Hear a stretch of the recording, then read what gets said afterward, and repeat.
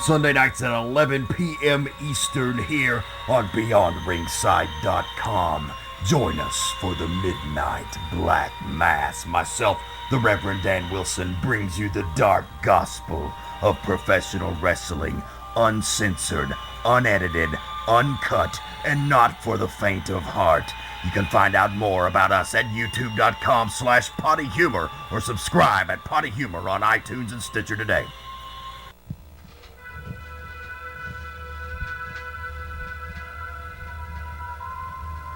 Forget all you know about podcasts. We welcome you to an experience uniquely different. Please join us for our coverage of all entertainment on the fringe of society. The candles are lit, the lights are down low.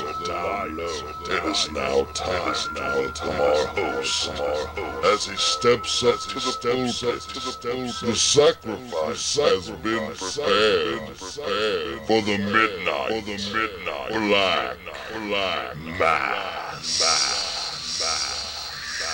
Ghastly greetings, groovy ghoulies, and welcome to another edition of the Midnight Black Mass.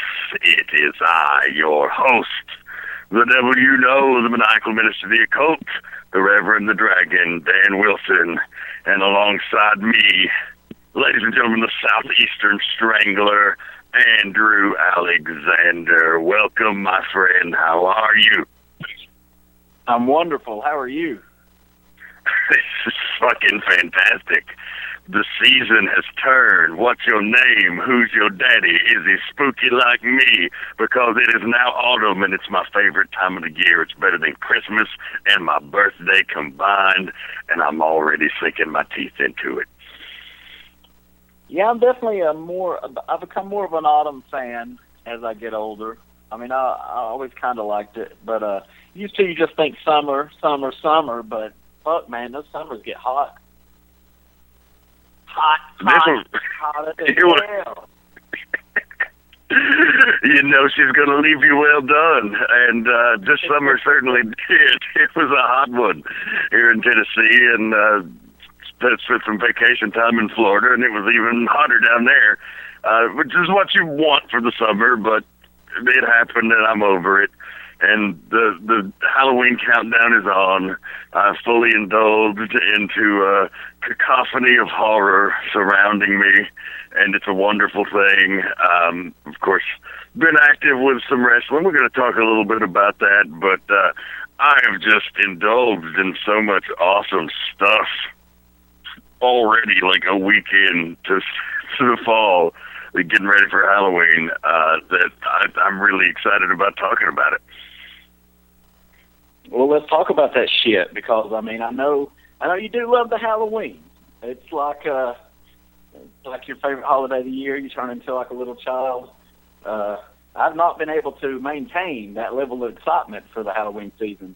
I really didn't have that level of excitement as a kid. I mean, I definitely liked it. I like free candy and shit, but I even stopped dressing up like at a really young age. I don't know why. I enjoy it, just not as much as a hardcore devoted fan such as yourself. Because the light in your inner child's eyes is dying. You have let modern culture strangulate it. And now it's gasping for air, and it wants to have fun, but you don't want to let it. So you need to let it this year, Andrew Alexander. Because... that motherfucker's dead. There ain't no gasping. I Southeastern strangled his ass.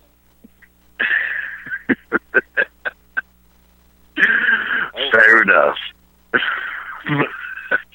Hey, well, I'll try to... They're making a new Phantasm movie. They are. Phantasm Ravager, the tall man's last appearance. Of course, the legendary Angus Scrim passed away just this past year, and so it was his final appearance. I got to meet him just a few years ago at a con, in Chattanooga. It was pretty awesome, and I mean, he looked like they pulled him out of a coffin then to prop him up. So I was surprised he made it 5 more years, but he was a really sweet dude. Like, he was so cool, and the Phantasm's one of my all-time favorite horror movies. And you know, it may be blasphemous to admit this because I've seen so much. I've never sat down and watched any of the Phantasm sequels. Really? You just seen the first one? Just I thought it was so perfect that I thought, oh, the sequels are bound to suck, so I'm never going to check them out. But as I have delved further into Phantasm fanboyism, I have found, of course, that Don Coscarelli was involved in pretty much all of them. And, you know, so it's not like some studio just got a hold of it and was churning out dog shit remake or sequel after the other. It was actually the original creator and director that had his hands on it all the way through. So it is an ongoing saga. So I'm very excited to dig into that. I'm saving that as I get closer to Halloween, though. Yeah, I've only seen the first 2, and I haven't seen them since I was a kid. I remember more about the second one, part 2. But I did enjoy them. I would definitely like to get my hands on the first, I believe, 4 in preparation for this new one and just see how they are. I mean, I know those later ones, I think they were straight to video and things such as that. But I can say that's definitely an underrated series and stuff just from those first 2. I remember really liking those as a kid, and he was creepy as fuck. And you had those fucking spears, those balls flying around and shit. So it's definitely cool. I didn't know that they were making a new one, so that's kind of a cool thing. What's old is new again? It is. It's I don't know if you saw the new episode of South Park, but they introduced member berries, which were these little. It was basically making fun of the nostalgic trends going on today to distract people from all of the bullshit going on in the world. So, you know, like the episode was framed around all of the various political debates and social debates that are raging in the country right now. And so everybody was going to the store and buying member berries, which are like this little bushel of grapes. But they all have little faces and they talk. So when they pick them up, they go, "Oh, remember Chewbacca? Remember Star Wars? Remember Ghostbusters?" Man, I'm sure it's great, and the very, very few things I've seen have been pretty funny. But I have not watched a full episode of South Park since they unveiled Cartman's mom, and I know that was like 20 years ago or some shit. Oh God, yeah, it evolved into a totally different show, and I mean it's had a couple of really dud seasons over the last several, but they've certainly they've picked it up over the last couple of years because, well, there's a lot to make fun of right now, and so they've really been on it. But yeah, so the Phantasm Ravager is very much a throwback. But I tell you, the thing that sold me on that in the trailer, I don't know if you've watched it, but one of the fucking Phantasm spears comes and fucking shoots a laser into a building, and like it's like a giant, it's like the size of a spaceship. And it like cuts a building, like a fucking skyscraper, in half with the laser beam. So I was like, yeah, that's pretty dope. I checked it out when I saw that they were making that. I wanted to see that. When is I guess the Friday the 13th a new reboot? That's next year, right? That's like February. Yeah, I think it even got bumped to the summer now. Oh well, shit! They should just hold out for next Halloween season, but that'll be cool. I know a lot of people are shitting on that, but these remakes, man, I don't think, even if they suck, if they suck, that's a bummer. You don't watch it or whatever. But when people get upset that they do it, I don't get that, because, maybe it'll be good, and maybe it'll be something new and different and fresh, and you can enjoy it. Plus, I think it gets a whole younger, new generation's eyes on stuff.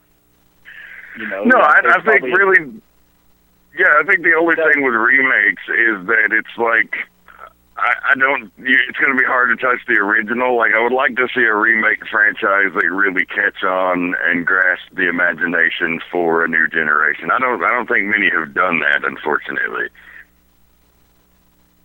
Yeah. Oh, yeah. I mean, I agree. But a lot of them just haven't worked to just kind of get things going completely. Like, even if they have a good first one, such as Halloween, they get to the second one, such as Halloween 2, and it is absolute horrible. I got into that movie for free because I was so late. I got in there for free on opening night, and I still felt ripped off. That movie was such a piece of shit. But Halloween 1, the first Halloween was really good. But I just think there's a lot of new people, a lot of kids, or a lot of teenagers that this will be their first experience. They see Halloween. These are older movies they've redone, and they go back and watch them. And either they love them and they're like, oh, these are awesome, these are so much better than the remake, or they hate them, they don't get into it, which is cool. But I just think it's good. I just think it keeps stuff alive.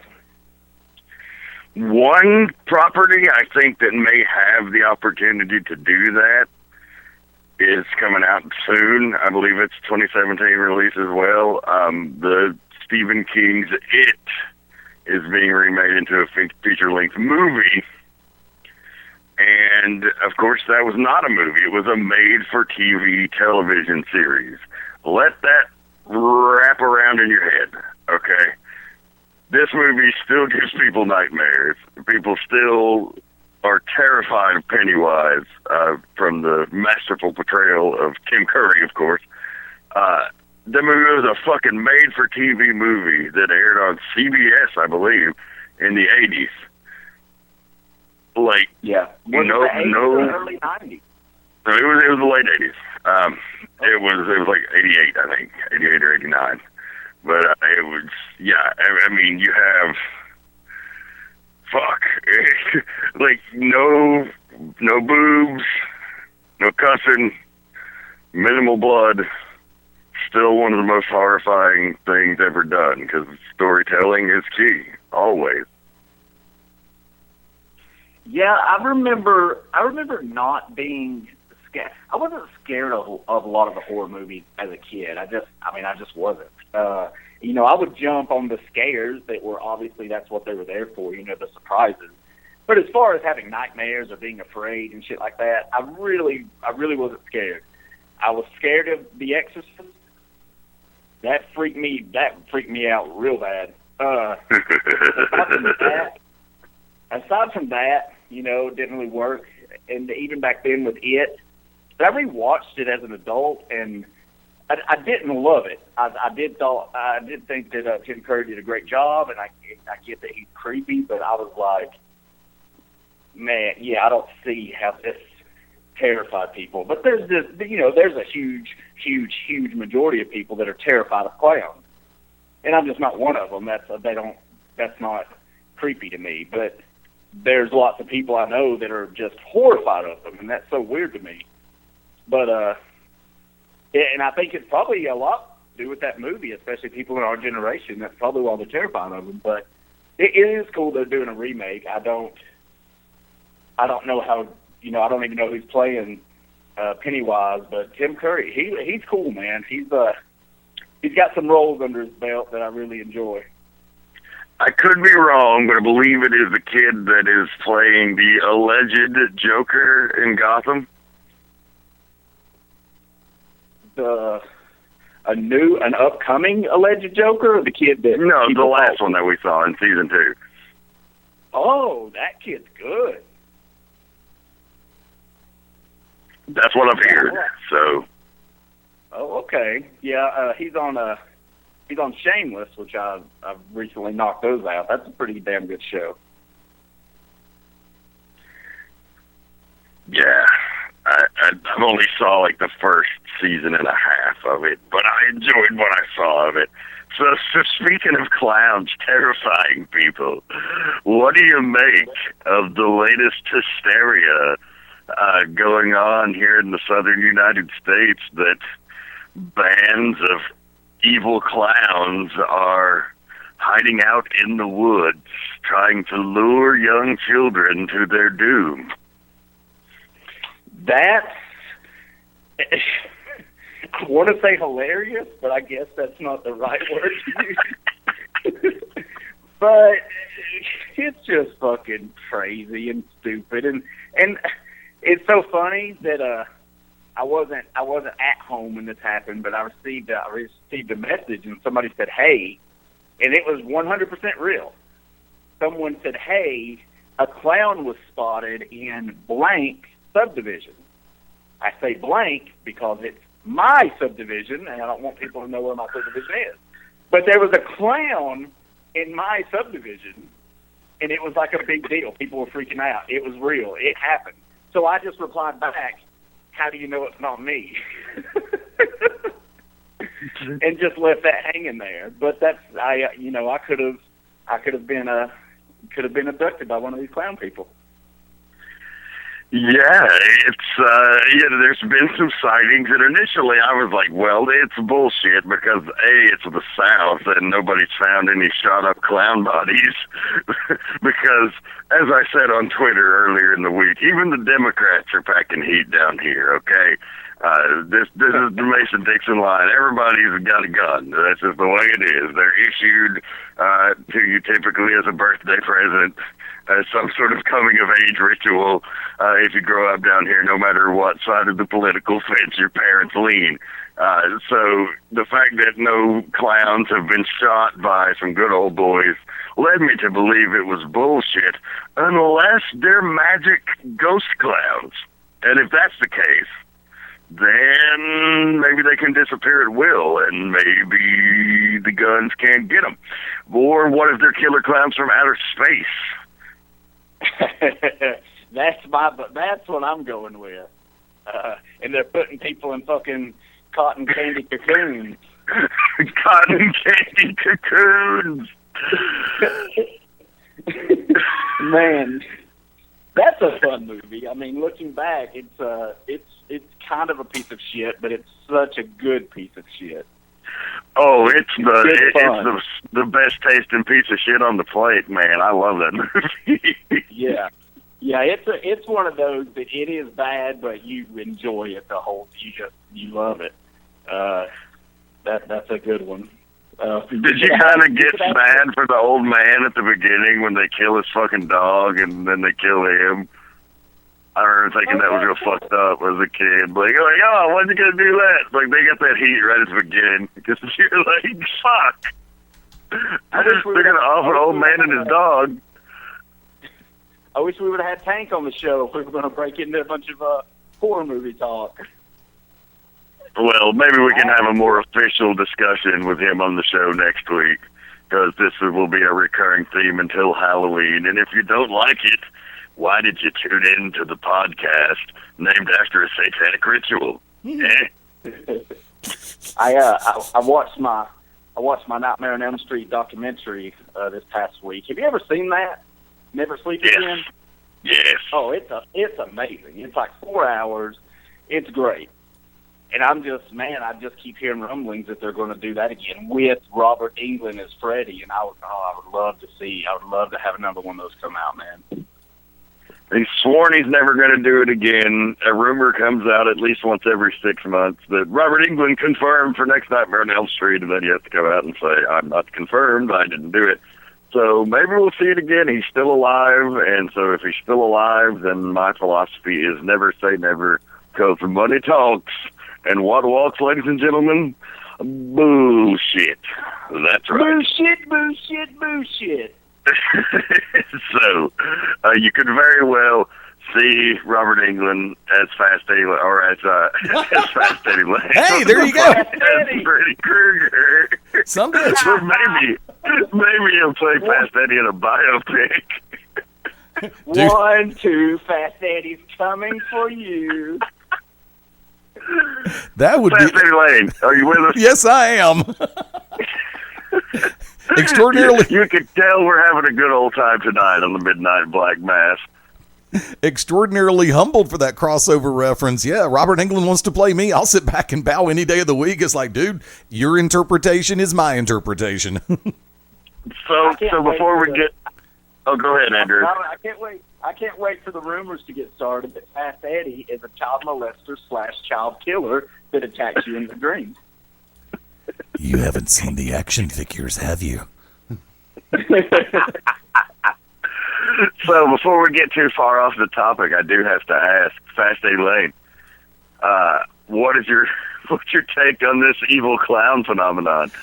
People need something to do with their free time, and obviously they're not just smoking enough really good weed to catch a good glimpse of reality. And yes, I do believe decriminalize it, legalize it as I hold up the peace sign. People have gone, some individuals have gone off the frickin' deep end, and they're looking for an abstract 5 minutes of fame or 15 minutes of fame, depending on who's covering it. And because there are those that will sit back and go under a mask or under makeup or something of that ilk to where their primary facial features are obstructed, and they will see if the news will cover or try to pin a nickname on us. They gave me a nickname. I'm cool. I'm kosher. I'm wanted by the police. Cool and kosher doesn't mean you're wanted by the police. Stupid means you're wanted by the police. Hot takes from Fast Eddie Lane, ladies and gentlemen, on the killer clown epidemic sweeping the southeast. I'm just picking them off at the tree line. There's so many. But we need to make a jingle. He's got to have a segment. I mean, I'm sure he's on 17 podcasts, so someone can do it, where they have the jingle. 1, 2, Fast Eddie's coming for you. Fast Eddie will have it done and uploaded by the next show. We'll see what happens. Digging it. So, yeah, the horror stuff has been great. There's a bunch of great movies I've seen that I really want to talk about, but I guess we'll address some wrestling stuff because it is a wrestling podcast. Do me a favor, if I could. Do me a favor. Okay, I'm 50, and I know the two of y'all are significantly younger than I am.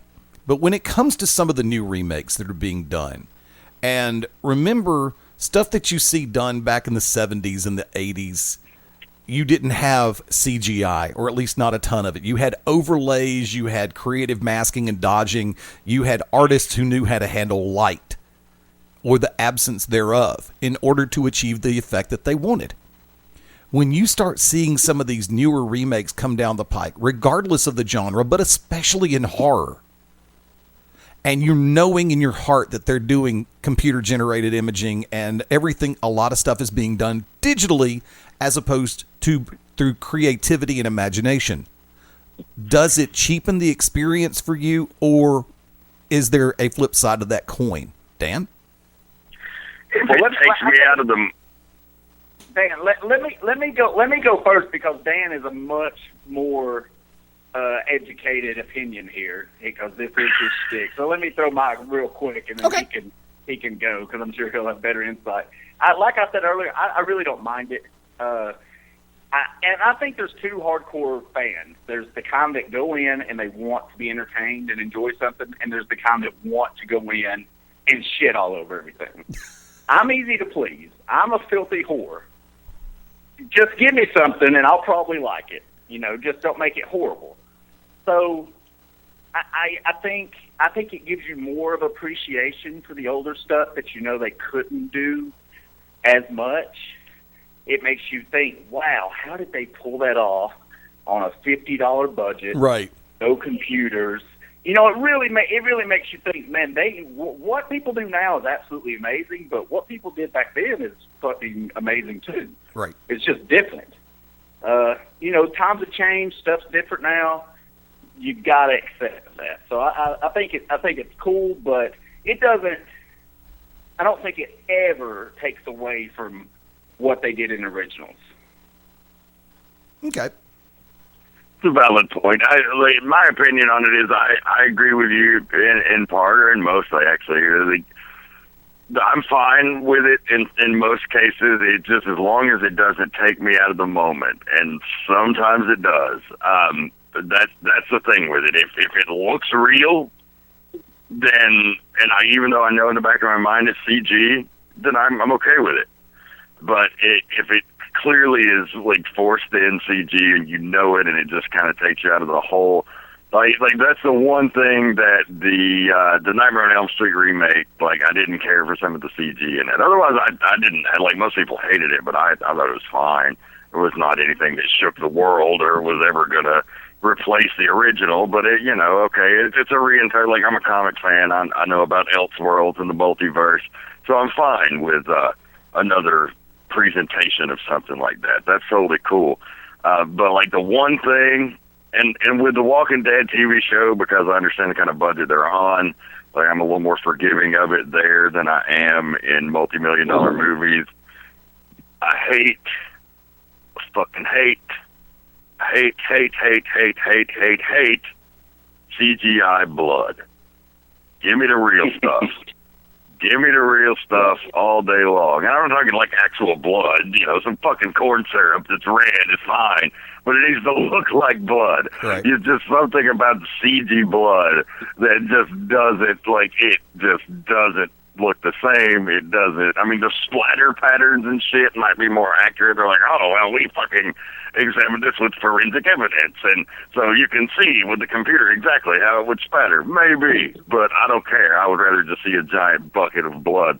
A show that does a really great with a mix of CG and special effects. Probably my new favorite show, and I'm going to tell all of our Midnight Black Mass followers out there, all the members of the congregation, if you're a horror fan and you haven't checked this out, particularly if you're a fan of the original series, Ash versus the Evil Dead on Starz is the most fucking fun you can have in 30 minutes outside of cocaine fueled orgy. I'm telling you, it's a great blend of practical and CG. The CG's there for things that the practical just can't do. But when it comes to blood, when it comes to the real visceral gory shit, like, it's all practical effects, and it's fucking magic. And Bruce Campbell is gold, as he's always been gold. As Ash, he's still kicking that character's ass 30 years later. So if you haven't checked that out, absolutely do. But my whole deal with it is, like I said, don't take me out of the moment. Don't make me question the suspension of disbelief, and I'm fine with the CG, but deep down I do prefer the practical effects. I'm not trying to take away, like, okay, yes, there was not another Tom's, well, there is in Greg Nicotero from The Walking Dead and some other guys too, but Tom Savini, Rick Baker, those types of guys, like, they're not as in demand now because you've got guys doing the CG. But hey, who's to say the guys doing the CG aren't as talented as those guys just at doing what they do? But to me, the practical effects will always have a special place. And like two real quick things to add to that. I think one thing I hate about CG is when it's something that you could definitely achieve with some practical effects, like the blood he mentioned. But there's a lot of times they do stuff with it where you're like, you could have done this very realistically, but you didn't. So that kind of sucks. And going to the Nightmare on Elm Street, that was going to be my favorite example, just because I'm a Fred head. The iconic scene in the original where, towards the beginning where Nancy's in bed and Freddy's head comes out of the wall. I mean, we know what I'm talking about, correct? Yep. Yeah, of course. His head comes out of the wall and then it goes back in. Well, they redo that in the remake, and it's CGI'd like a motherfucker, and he all's like wrapping around and looking and all this stuff. And it is not one millionth as good or effective or creepy as that first one, which I know the secret to what they did, as probably, Dan, you may both know. They just took black solid spandex, which was new at the time, and they stretched it out, and they had someone just press through like that, and they achieved that awesome, amazing shot with a sheet of black spandex. So that's like a great example of a case when real was much better than CGI. Yeah, I agree wholeheartedly with that. That is one of the iconic scenes in horror, and it just couldn't be replicated with the CG. So, you know, there's things, and there's a movement in the horror community to focus on that. And, you know, there are guys that try to minimalize it. Rob Zombie is one of those directors. I just recently caught his new flick, 31. Really enjoyed that. Thought it was a real true-to-form return for Rob Zombie. Have you heard anything about this? No, I haven't. Okay. Yeah, so it's, I mean, he's very much like sticking to his wheelhouse here. You know, it was kind of the Member Berries version of Devil's Rejects to a degree, because it was like, oh, you like the gory 70s style horror movie, you like the period soundtrack from the 70s, you like Sherry Moon. He's fucking, you know, it was very much like, it almost felt like it could have been in the same universe as Devil's Rejects, but if you're a fan of those Rob Zombie movies, you definitely like this one. Let me ask you. I know we want to talk a little bit about wrestling. What went wrong with that second Halloween? The second Halloween movie? Oh man, I don't know. I think he kind of went off the rails. Like he's definitely like let me get this out here right now. I'm a huge fan of Sherry Moon Zombie. I think she's awesome. I think she's a brilliant actress. You know, she's very good for what she does. And she's smoking hot, and she's just tremendous in so many ways. But he definitely pushes her down people's throats a bit in his movies. And there's movies where she works, and then there's some where she doesn't. And so basically adding all of that dream sequence shit where, like, he was seeing little Michael and his mom, like, that just totally derailed the third act of the movie, I think is what really killed that. Because it was really fine up until then, and then it just became a giant fucking mess. I mean, yeah, that movie sucked as a whole as a result. I mean, I will say it does have one of the greatest kills in a Halloween movie in it, when he stomps that dude's head into hamburger meat in the strip club parking lot. Now, that was pretty awesome. But overall, say what? No, that's by far my favorite scene, and that's like the only thing I took from that movie that I enjoyed. That was amazing. But yeah, it's like he took his universe and just like when it was just a direction people didn't want to see. They didn't want that out of Michael Myers. The first one was great. Like, I'm with you. And people hate it, but I fucking loved it. I thought it was a great take on it. Again, it doesn't replace John Carpenter's. It doesn't replace, but I mean, it was probably the second or third best of the whole series if you're just taking them as standalone movies. Oh, it was. Would you say that's the best remake? I think. Yeah, I think so. Yeah. I enjoyed the Texas Chainsaw remake. I know that's probably about 10 to 12 years now, but I enjoyed that. Oh, I hated that one. Did you hate it? Yeah, the one with Jessica Biel. Oh. Well, I love Jessica Biel for some reason. She's hot. But I mean, I don't know. I liked it. I liked it more than the Nightmare remake. I enjoyed the Nightmare remake. I kind of dug that one more. But Halloween, I definitely liked more. But why did you hate the Texas Chainsaw Massacre remake? Because they just turned Leatherface into Jason, and he was just like a stalking killer that chases you around in the dark, and you hide from him, and he gets you. And like they totally missed the dynamic of it, which like some of the other remakes, like the little prequel they did to the remake, was actually really good. I like that one. I never saw it. And then the most recent remake, just the one that was just Texas Chainsaw, that had Alexandra Daddario, And it, oh man, that one was awesome. I really dug the shit out of that one. But the first Texas Chainsaw remake with Jessica Biel, I thought was shit.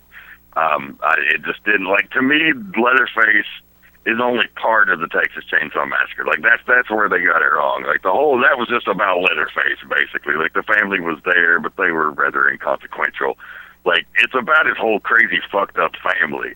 Like, you gotta have the hitchhiker, and you gotta have Drayton Sawyer, and you gotta have Grandpa, and you know, Leatherface is almost a sympathetic character in the context of that, because he's, you know, just a mentally disabled person who's living with all these crazy lunatics, and, you know, they push him sort of into his madness and his cannibalism.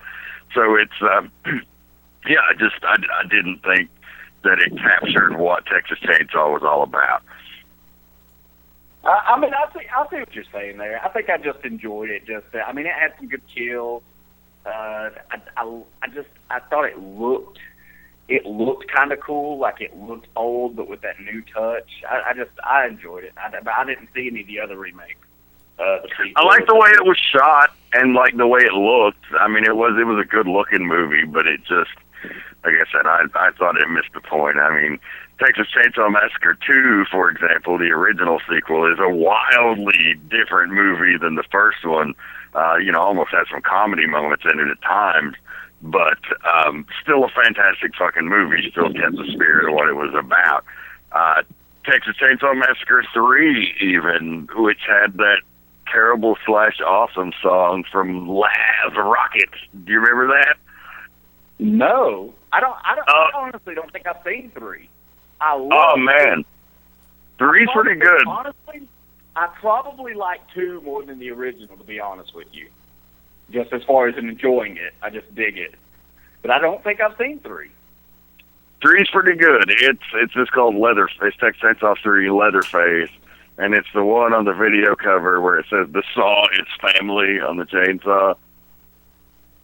And you know, it's just like a straight to DVD. Like, some people get lost in the fucking Texas town, and the Leatherface family fucks them up. You know, it's pretty standard shit, but it's pretty enjoyable. I really hated the Texas Chainsaw Massacre.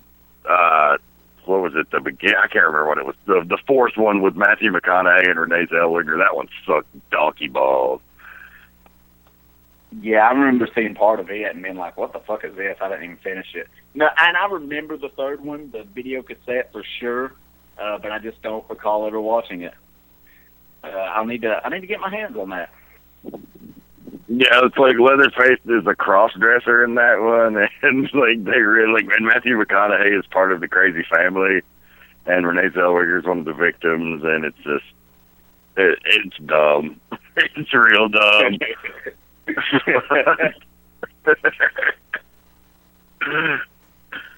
But yeah, gonna get to see Leatherface here at Halloween Horror Nights coming up in a few weeks. They got a Texas Chainsaw Massacre house this year. Also got an Exorcist house. Speaking of the Exorcist, did you watch the first episode of the new Exorcist TV series on Fox?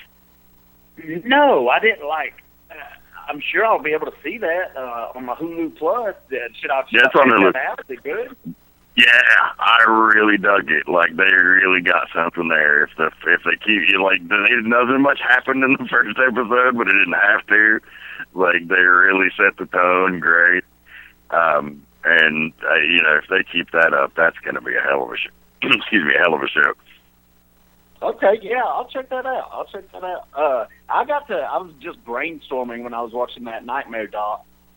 The TV shows are so epic nowadays. I think they could do a Nightmare on Elm Street TV show and make it badass, and maybe even have season 1 be Freddy as a man, killing kids, all this shit, the court case, build it up, and do it right. Because I mean, these TV shows are awesome, man. They got some good people working on this shit. And then the finale, he gets burnt, and then boom, season 2, he's fucking Freddy. I'm just spitting shit out here. We don't know anybody that can hook us up with some Hollywood execs, but I think that'd be a badass show. Man, I think everything should be a TV show. You just get so much more out of the long-form storytelling. And there's so many great horror TV shows out now, like Penny Dreadful, which is on Netflix now. You can check it out. It was 3 seasons on Showtime. Some like a tribute to the Gothic era of horror. You get some Victor Frankenstein action, some Dorian Gray, and a whole lot more like cool stuff of like the classic monster era, basically. But it was a modern show, and Eva Green is top notch in that. And so, yeah, definitely should check out Penny Dreadful, Ash vs. the Evil Dead, as I mentioned, American Horror Story. It's very popular. It certainly has people sort of in two camps, the people that just love it and the people that hate it. But I have just grown to love that show unabashedly. Is one of my favorite shows. It is always so insane. It always takes you on so many twists and turns. And really excited to get into this new one where it's sort of a mock reality series, which is a new take on that show. Yeah, that's one. I think that's one when it's all said and done. Maybe I'll watch it all because I checked out the first, and I know the seasons change. I didn't like it at first. I did not get into it, so I just pushed it aside. And I heard it's gotten better, and there's good stuff, and it changes every season. But maybe when that's one. I do enjoy also watching shows where you don't have to wait week to week. I get to run through them, and everything's fresh to me and shit. So I like doing that sometimes. So I did. American Horror Story is better, actually. I would recommend it's better to watch binge because there's so many little details that you'll forget or shit you won't pick up on if you watch it week to week. Like they really go for the fine details on that show. So yeah, binge watching it is recommended.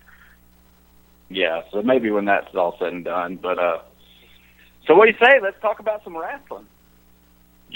Well, I have been busy with my administrative duties with Why We Wrestle in Cornelia, Georgia. Just had a big event this past Saturday night where Gunnar Miller successfully retained the Why We Wrestle Triple Crown Championship against the 5-star King, Anthony Henry, en route to Fright Night 2016, occurring October 22nd at the Church of Southern Wrestling, when Strychnine will cash in his rematch clause, being the former champion, to get one more shot at Gunnar Miller and get the shot at getting his title back.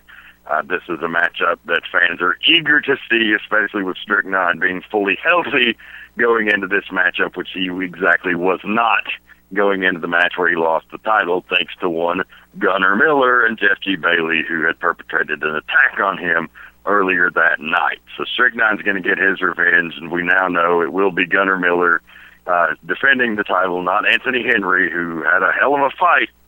One of the top prospects in the country right now, in my opinion. That guy, the sky's the limit for that guy. That's a guy I've watched mature over the years. I'll come out and say it. I didn't fucking like him at all when I first met him. And he's grown to be a guy I like and respect greatly. And, he's just matured in the business, both in the ring and out. And he's a bit of an asshole sometimes, but sometimes you got to be to succeed in this business. Wait, who did you not like? Anthony Henry. Oh, okay. Yeah, I could see that. He's not your type of guy. I got confused, but I was like, okay, yeah, Anthony Henry, I could totally see that. Yeah, I've known that kid for like 12 years or more, so it's like, I'm talking about a long stretch of time here. Yeah, he's a good guy. I could see how people don't like him. I totally understand how people would get that vibe, but shit, that happens to me. That happens to you. Me more so than you, but I get that. But he's good people. He's a man. He's turned into a badass worker. He's worked hard and he stayed focused on his goals. And he's that's all three guys you just mentioned: Strychnine, Gunnar Miller, Anthony Henry. That's some talented motherfuckers right there. I wouldn't be surprised. You never know, and they definitely like to use a lot of the international talent. But I'd like to see Anthony Henry in that Cruiserweight Classic next year. He would fit right in. I think so. At least give him a shot. We'll see. That's a long ways away. Yeah, but anyway, he's hell of a talent, put up a hell of a fight. Gunnar Miller was the better man that night, so Gunnar goes on to Fright Night Also signed for Fright Night, the Battle of Gods and Monsters. The warlord of wrestling, Odinson of Asgard, is going to be taking on Cyrus the Destroyer of the Southern Bastards crew. What a monster fight that's going to be. Is this hyped as the Battle of Gods and Monsters? Is that a thing? Yes. That's what I just said. Damn it. God damn it. I had that idea. So use it. Well, I didn't get to it. I can explain why when we're off the air, but I didn't get to. And I'm assuming I got it from the same place you got it. But we don't have to mention that. We won't divulge all of our secrets.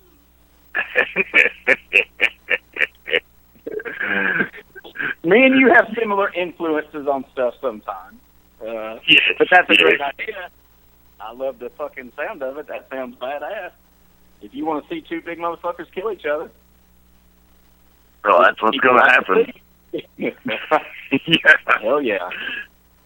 So that's already signed. Also going to crown the first While We Wrestle Women's Champion, already qualifying for that match. Going to be a 4-way elimination. So Nina Monet and Dementia DeRose have qualified. Aza Pereira had qualified, but Dementia had attacked her the previous week, and I guess Dementia got exactly what she wanted because Aza didn't want to wait for her to get a match with her. She put her spot in the title match on the line just to get in the ring with Dementia.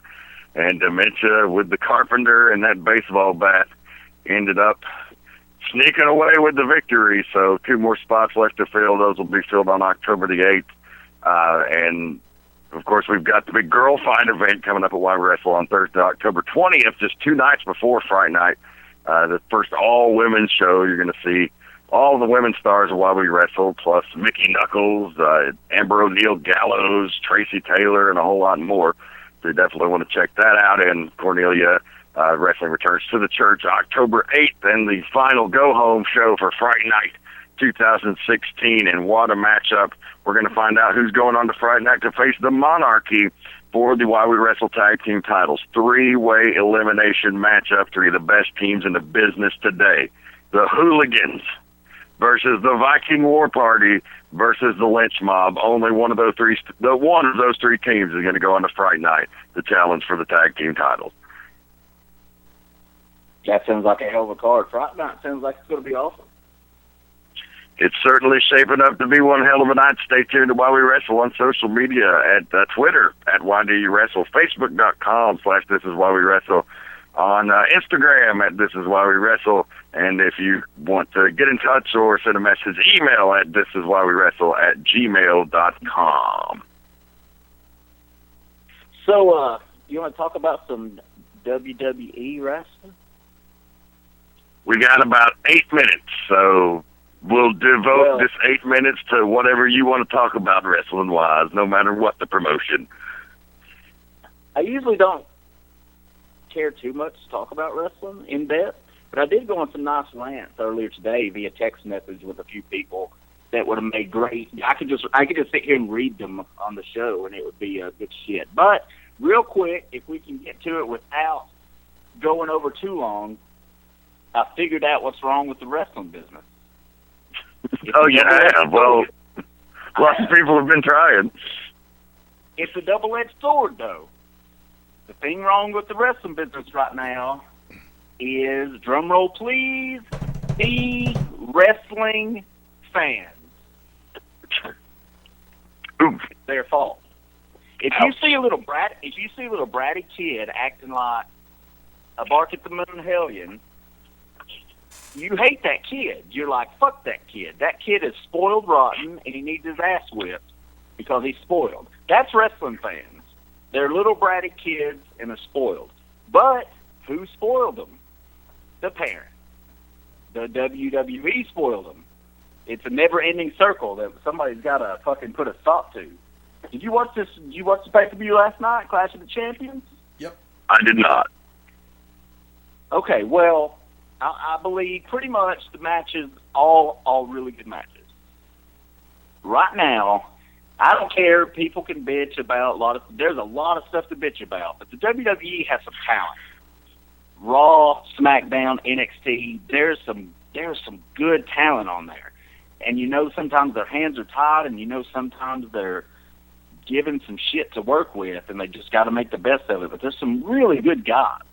These guys are out there working their ass off, man. There were people last night killing themselves. You should watch the show. The matches were really good. It's really worth checking out. I was planning on it. I just hadn't cleared out my horror queue yet, so I'll get to it. But Sheamus and Cesaro beat the living fuck out of each other. Yep. I can't believe Sheamus isn't dead. You'll see.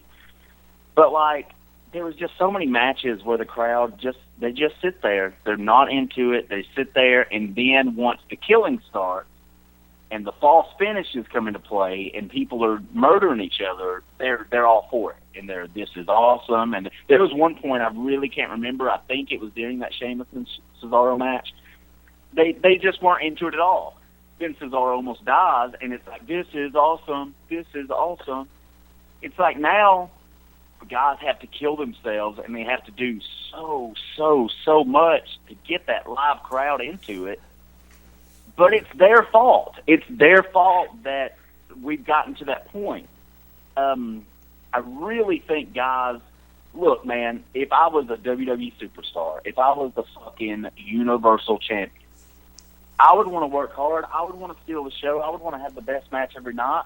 But, dude, I couldn't go out there on Raw and do what these guys are doing every week.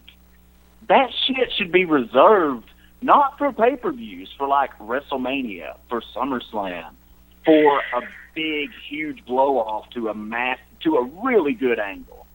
But these guys are doing it now every week on Raw, and I'm sure, A, it's expected, and B, they have a lot of pressure.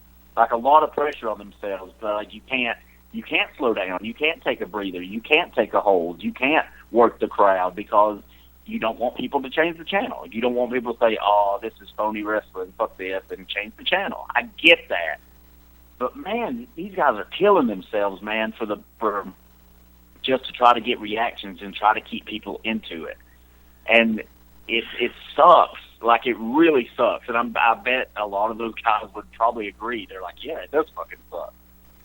But that's what the WWE has kind of conditioned the fans towards. I think they got to do something and pull back. Look, the Attitude Era, hardcore wrestling, chair shots to the head, blood, all of that. It was such a big part of the show every week. But they pulled back and they just said, we're not doing this anymore. Even, and sometimes they do. And sometimes they should do a little more, especially on the blood. It'd be nice to see some color. Instead of having Brock Lesnar do hard ways and give guys concussions, that's stupid. Just let the guy gig. But they need to pull back the way they did with that stuff and make a lot of stuff mean more. A lot of the moves and the false finishes and the strikes mean a bit more and have these guys selling. So they're not out there trying to kill themselves because they are. I mean, they're working hard for them, and you got to praise them for that. But to where fans now, they know, this is a quote from someone who knows what they're fucking talking about. They know one AA isn't beating anybody. They're going to kick out. Maybe if Cena's working a very underneath guy, which he rarely does anymore, okay, he might win with the attitude adjustment. But on the big match, it doesn't matter. He's going to have to hit 2 to 3 to maybe more to get that pinfall. And there's so much stuff that's done in the match that is not going to be the finish. And people may react to it, but I really think they're reacting just to react. The same way with a lot of the chants, guys that people are seeing on TV, and they're wanting to go to the show to do that. And it's great. The crowd should be into it, but I just think they're really spoiled. Guys are killing themselves, and the crowd's not giving them anything, or they're trying to entertain themselves, chanting, CM Punk or singing songs and stuff like that during the meat of the match, and it's just a shame to see. I would hate to be in those guys' position, not cashing the check, but you know what I mean. Yeah, I mean, it's a tough spot because it has, just not just the WWE, but just the overall business has escalated the in-ring style to a point that's what's expected now, and does it matter if nobody cares? You know, that's the thing. I'm all for the modern style because it is what it is, and they're going to change it. But overall, in a few years, I think by necessity you're going to see a change in it. And I mean, do we think that maybe it's the fact that the personalities aren't getting over like they used to, so they have to do more in the ring? Because the New Day does a lot, by comparison to guys from another era, but they do a whole lot less than most of the other guys on their roster. But they're fucking over, so they don't have to do anything. Yeah, that is definitely something. That's definitely part of it. There's not the even guys that are good and have charisma, they don't have really defined characters so much. Everybody's character now is the best wrestler. There can't be that many best wrestlers. Like, Bret Hart was the best wrestler, and then there were other guys that had cool characters and cool shticks. And even Shawn Michaels, who was an awesome wrestler, he had, like, a character, that sexy boy, heartbreaker, heartthrob deal that he did in the 90s. Like, that was his deal. And now people don't have kind of that defined character aspect other than, I'm the best wrestler, I'm the best fighter, I'm the best. So I have to go out here and kill myself to maintain that status as the best. Andrew. I think that's part of it, but they got good fucking talent right now, man. They really, really do. Andrew. But, yes. Question. Could some of the problem about the personality issue be the fact that they're not given time on the main roster product to cultivate and develop their character over the last few years, as opposed to down in NXT, because you are flying on the radar but still under the radar to a great degree? You have time to cultivate who you are. Yeah, I would definitely say that. And a lot of talent that is it coming from NXT isn't given a chance, and then a lot of the talent that is kind of thrown out there immediately, and it proves that the internet wrestling community isn't as strong as the internet wrestling community thinks it is, because a lot of these NXT and these cruiserweight guys are going out there on Raw, and you see on the live crowd, they are not getting the reactions that they get at Full Sail University. But if you give them time, they can get there. It's not their talent. It's just you got to give people a chance to get to know them. You got to get common fans or casual fans or parents that really aren't fans but taking their kids that watch, and then they'll see something and go, oh, shit, this guy's good. It takes time to let that happen. And a lot of times I think guys aren't given time. They're kind of thrown out there, and you either sink or swim. Yeah. And there's not that process, and there's not that enhancement match, which they brought back, and I think that format's working a little bit. But there's not weeks and weeks of vignettes and hype and things such as that like there used to be. So yeah, I think that could help. And I think some of it's writing. Sometimes they do such good work with writing and production and making these shows that even though there's just a pay-per-view every other week, they put together video packages that really sell it and it feels special. But then they'll do some segment to where you just you're like, what the fuck are they doing? And I'm not talking about comedy, and I'm not talking about bad comedy. Some of that has a place, but sometimes it's so over-the-top bad, it's like, Jesus Christ, guys, what are you doing? And why should I take this guy serious? Why should I take Dolph Ziggler serious right now, feuding with The Miz, when you just showed him dressed as Colonel Sanders kicking The Miz's ass? And that, I'm sure they got paid well, and that's a good spot, but maybe two other guys should have done that, or maybe two guys that aren't doing what they're doing on the TV show should have done that. I mean, maybe. I could be wrong, but I don't know.